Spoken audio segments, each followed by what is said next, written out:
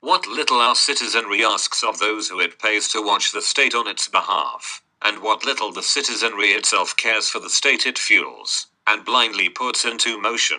First, we must repeat what was already made clear, though not clear enough for certain reporters. This operation is information-oriented, and will not consist of any hacks. An unconfirmed incident in which the Times administrator password was changed to change me123123. This done by a lone individual in borderline violation of anonymous tradition, which prevents most anonymous activists from attacking private media outlets via those means. Lulsec was merely an amusing aberration.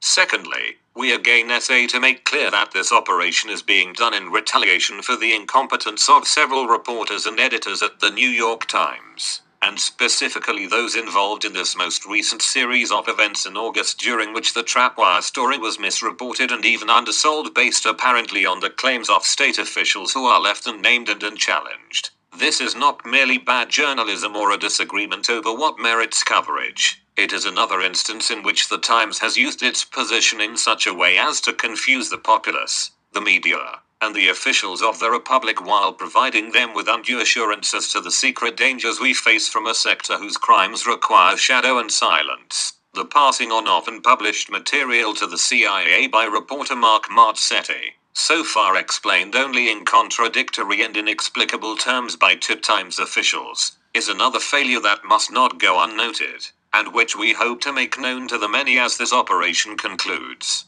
Meanwhile, the Times has yet to apologize to the CIA employee in question for forcing her to read a more reamed-out column. But then such people tend to read at their own volition the work of Thomas Friedman, who in 2001 called on America to keep rooting for Putin but is nonetheless read by Barack Obama, president of the secret waning empire. May the Beltway consume itself in cannibalistic backstabbing and then be destroyed altogether by some divine meteor, guided by Providence and Fortuna. Now we bring you the meat of our info operation against the Times. Correspondence between anonymous propagandists who keep reporters appraised of the crimes of our enemies and the relative correctness of our conduct, and a New York Times reporter whom we will not name in public, being a well-meaning fellow and merely one of many who serve the Grey Lady with less competence than she once deserved. These exchanges occurred in 2011 and 2012 and will be verified upon request to those journalists who know where to find us. We will also note,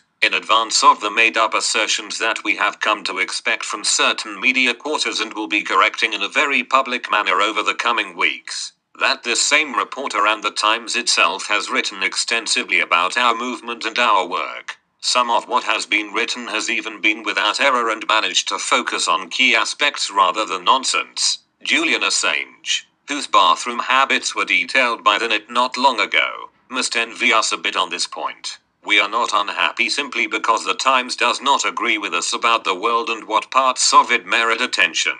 No one has a monopoly on priorities of coverage, even if some things are clearly more important than others in the agreement of all. But we should not have had to struggle to prompt other outlets, more attentive than the Times, to acknowledge that Trapwire's links to Cubic are significant and that anonymous DHS officials ought not determine what a paper considers troubling.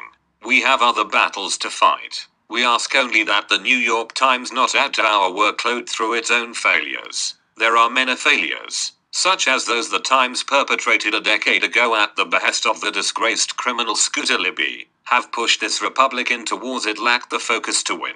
Cry for those who are dead because of those of us in the West cannot handle the duties of citizenship, or blame for the catastrophes we bring upon the world and our mistakes. Finally, if future events mirror those of the past and we are prompted to revive this campaign in the wake of any additional aid and comfort to our criminal opponents in the various governments, the unusual restraint we showed yesterday in not stealing the Times emails for our own review is unlikely to be repeated. After Operation Mockingbird, outlets like the Times and the Post are subject to perpetual review for clandestine operational control by the CIA and other agencies, and if deemed to be state-affiliated in covert rather than official fashion, will likely elevate to the status of preferred target by others over whom none of us have any control.